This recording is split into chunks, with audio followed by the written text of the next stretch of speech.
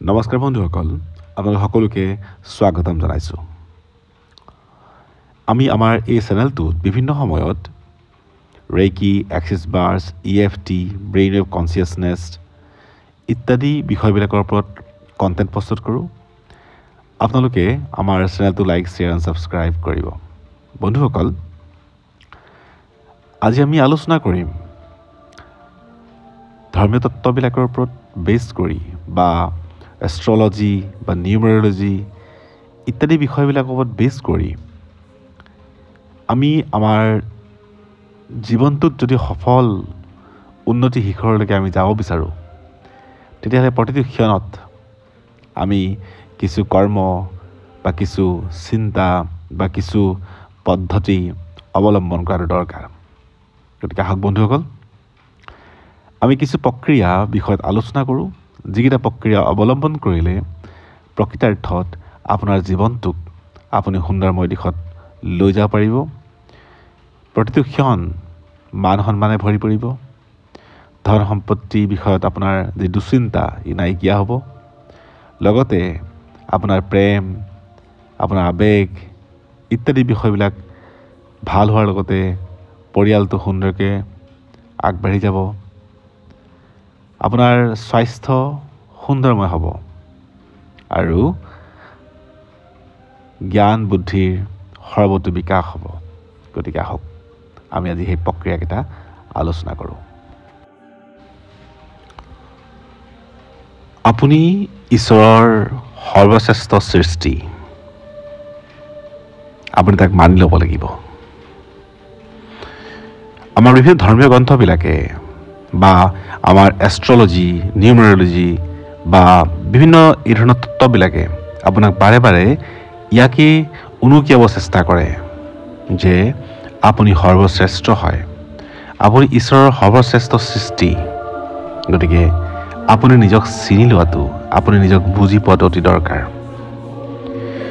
আপুনি সৰ্বশ্ৰেষ্ঠ হয় কিয়নো আপোনাৰ ভিতৰত সেই গুণ আছে, সেই ঈশ্বৰীয় শক্তি আছে। গতিকে আপুনি নিজকে যদি সদায় দুৰ্বল, নিম্ন বা আপুনি তল বুলি ভাবে, নিশ্চিত ৰূপত আপোনাৰ আকাংক্ষা কেতিয়াও পূৰণ নহয়।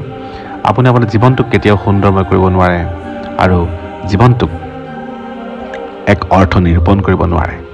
গতিকে আপুনি ভবাটো দৰকাৰ যে ঈশ্বৰে আপোনাক সৰ্বশ্ৰেষ্ঠ হিচাপে সৃষ্টি কৰিছে আৰু প্ৰকৃতাৰ্থত আপুনি সৰ্বশ্ৰেষ্ঠ হয়। বহু সময়ত আপুনি প্ৰশ্ন কৰে যে মই অকলশৰীয়া কিয়, মোক কোনো লগ নিদিয়ে, মোক কোনো বন্ধু নাই, সকলোৱে মোক প্ৰতাৰণা কৰে। কিন্তু এই ধৰণৰ নিগেটিভবিলাক আঁতৰাই আহি যদিহে আপুনি নিজকে বুজি উঠে আৰু আপুনি যদি প্ৰকৃতাৰ্থত অকলে আপুনি সকলো কৰিব পাৰে, বহু অসম্ভৱক সম্ভৱ আপুনি অকলে কৰি তুলিব পাৰে।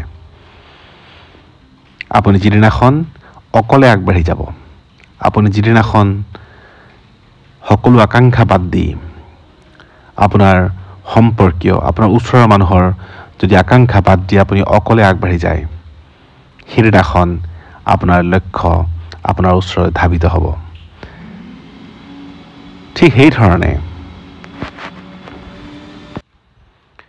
আপুনি আপোনাৰ জীৱনটোক যদি ভালকৈ বিচাৰ কৰি চায় বা আপোনাৰ অতীতৰ বিভিন্ন দুখ সময়বিলাক, বেয়া সময়বিলাক যদি আপুনি বিচাৰ কৰি চায়, তেতিয়া আপুনি বুজি উঠিব কিবা এটা শক্তিয়ে আপোনাক প্ৰতিটো ক্ষণত সহায় কৰি আহিছিল, বহু বিপদৰ পৰা আপোনাক উদ্ধাৰ কৰিছিল আৰু কিবা এটা জ্ঞান দিছিল। সেই শক্তিটোৱে হৈছে ঈশ্বৰীয় শক্তি। আপুনি চিনি পাব লাগিব যে সেই ঈশ্বৰীয় শক্তি আপোনাৰ লগত বিৰাজমান। এক ঐশ্বৰিক শক্তি আছে যি আপোনাক প্ৰতিটো ক্ষণত সহায় কৰে। এক ঈশ্বৰ থাকে যি আপোনাৰ লগত সদায় বিৰাজমান। আপুনি বুজি উঠিব লাগিব। আপুনি সকলো দুশ্চিন্তাৰ পৰা আঁতৰিব লাগিব আৰু সেই ঈশ্বৰক আপুনি অস্তিত্বক আপুনি বুজিব লাগিব। এক ঈশ্বৰীয় শক্তি আপোনাৰ কাৰণে সদায় ৰৈ আছে, আপোনাক সদায় সহায়ৰ কাৰণে ৰৈ আছে। আপুনি সেই ঈশ্বৰীয় শক্তিক ঈশ্বৰক বুজি উঠক আৰু নিশ্চিন্ত হৈ আকৌ এবাৰ আগবাঢ়ক। আপুনি যিহেতু ঈশ্বৰৰ সন্তান, ঈশ্বৰীয় শক্তি আপোনাৰ ওচৰত বিৰাজমান, আপুনি সৰ্বশ্ৰেষ্ঠ হয়, তেতিয়াহ'লে আপোনাৰ কাৰণে অসম্ভৱ একো নাই। আপুনি বহুতো অসম্ভৱক সম্ভৱ কৰি তুলিব পাৰে।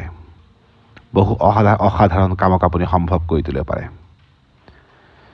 গতিকে কিবা এটা সমস্যা, কিবা এটা বাধা আহিলে বুলি হাৰ নামানি পুনৰবাৰ আগবাঢ়ি যোৱাটো আপোনাৰ প্ৰধান কৰ্তব্য হোৱা দৰকাৰ। কাৰণ এই জীৱনটো আপোনাৰ, জীৱনটোত কিবা এটা কৰি দেখুৱাটো আপোনাৰ উদ্দেশ্য হোৱা দৰকাৰ। গতিকে অসম্ভৱ আপোনাৰ কাৰণে একো নাই। সেই অসম্ভৱক সম্ভৱ কৰি তুলিবলৈ নিশ্চিত ৰূপত আপুনি প্ৰচেষ্টা কৰা দৰকাৰ। আপুনি এটা কথা জনা দৰকাৰ যে আপুনি পৰাজিত পুৰুষ নহয়, পৰাজিত লোক নহয়, আপুনি বিজেতা হয়, আপুনি বিজয়ী হয়। ঈশ্বৰে আপোনাক বিজয় হ'বলৈ আপোনাক সদায় সহযোগ কৰে। ঈশ্বৰে বিচাৰে যে আপুনি বিজয়ী হওক, আপুনি কৃতকাৰ্য হওক। ঈশ্বৰে কেতিয়াও নিবিচাৰে যে আপুনি পৰাজিত হওক, আপুনি হাৰি যাওক আৰু আপুনি দুখময় এটা জীৱন পাৰ কৰক। ঈশ্বৰে বিচাৰে আপুনি বিজয়ী হওক, আপুনি সৰ্বশ্ৰেষ্ঠ হওক, আপুনি অকলে সম্ভৱ কৰি তুলিব পাৰে। আৰু ঈশ্বৰে আপোনাক প্ৰতিটো ক্ষণত লগ দিয়ে। আপোনাৰ দ্বাৰা সকলো সম্ভৱ, অসম্ভৱ আপোনাৰ পৰা একোৱেই নহয়, আপুনি বিজয়ী হয়। আমি আমাৰ জীৱনটোক সুন্দৰময় কৰি তোলাৰ লগতে আমাৰ সমাজখনৰ প্ৰতি আমাৰ সদায় দায়বদ্ধ থাকে। আমি এখন সুন্দৰ সমাজ উপহাৰ দিব লাগে। আৰু এখন সুন্দৰ সমাজ উপহাৰ দিবলৈ হ'লে নিশ্চিত ৰূপত আমাৰ কৰণীয় কিছু থাকে। আমি নিজৰ ওপৰত অধিকতম বিশ্বাস ৰাখি পুনৰবাৰ আগুৱাই যোৱা দৰকাৰ। নিজৰ ভিতৰত পুনৰবাৰ বিচাৰি চোৱা দৰকাৰ নিজক। নিজৰ ভিতৰত পুনৰবাৰ ঈশ্বৰৰ অস্তিত্বক বিচাৰি চোৱা দৰকাৰ আৰু পুনৰবাৰ আগুৱাই যোৱা দৰকাৰ, পুনৰবাৰ চেষ্টা কৰা দৰকাৰ।